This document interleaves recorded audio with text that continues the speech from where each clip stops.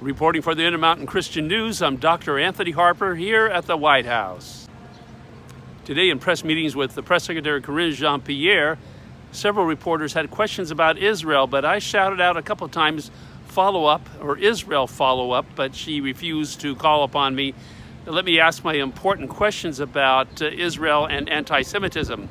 Although I'm very thankful that I have been getting called on at the State Department every day that I've been there to ask questions about Israel, anti-Semitism, and other human rights issues regarding China, international child sex trafficking. But today was very unique about the State Department spokesperson criticizing me at the beginning for yelling out follow-up on Israel when other reporters are stating that out loud, follow-up questions. There are anti-Israel reporters in the State Department, and they get to pontificate and go on and get several minutes, hogging a lot of time from the other reporters. But I get shut down usually after a minute or so.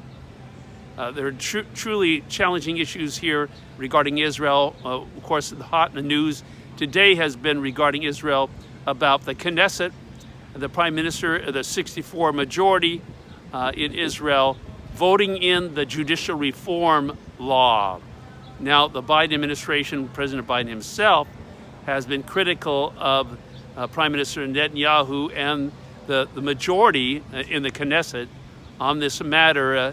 And they would say that, and others in Israel, that Biden is interfering, U.S. is interfering.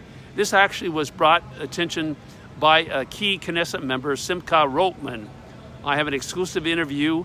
You can check it out on YouTube by doing a search for Simcha Rotman, S-I-M-C-H-A Rotman, R-O-T-H-M-A-N. But I have this interview with him. He is an attorney. He is the main one that has been helping Prime Minister Netanyahu push through this judicial reform bill that, as I said, got passed today 64-0, unanimous for the judicial reform, despite all the protests that have been happening, that continue to happen. So please keep the Prime Minister Netanyahu in your thoughts and prayers, specifically because he recently had a heart problem. He had a pacemaker installed, and so he and other Israel leaders have been going through a lot with all this foreign government intrusion. If you'd like to know more about, of course, you can, on our YouTube channel and also on Rumble Video, you can see previous years of reporting here of my trips in Israel and different parts of the world, and Lithuania, to talk about anti-Semitism, anti-Israel policies. The current administration, the Biden administration, is supporting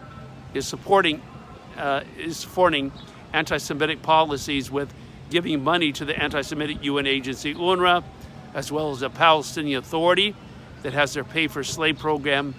A lot people are waiting for what will happen regarding the outcome of Israel's judicial reform bill that passed today unanimously.